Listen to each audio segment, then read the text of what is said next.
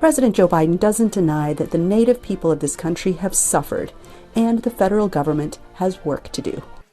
It's hard work to heal the wrongs of the past and change the course and move forward.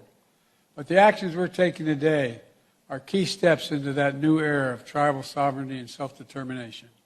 A new era grounded in dignity and respect that recognizes your fundamental rights to govern and grow on your own terms.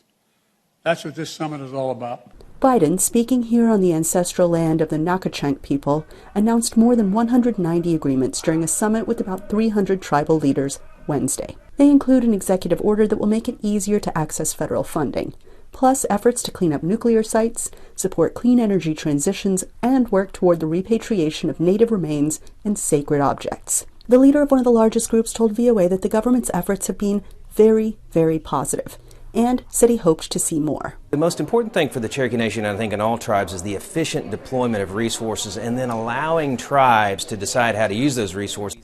But he said, as his people well know, land dispossession and conflict are not ancient history.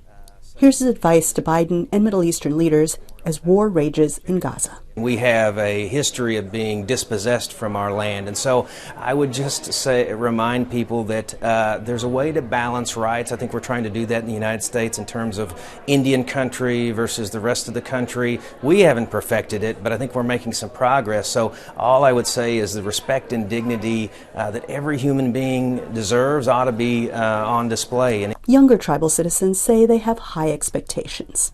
I voted for Biden in 2020, and I believe there is so much more that could be done, especially in terms of climate and how we look at food sovereignty. But if she could ask the president for anything, she said, it would be for a ceasefire in Gaza.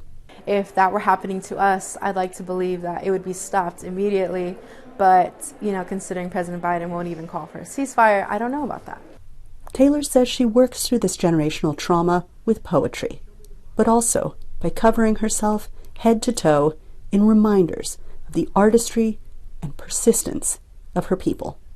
Anita Powell, VOA News, U.S. Department of the Interior.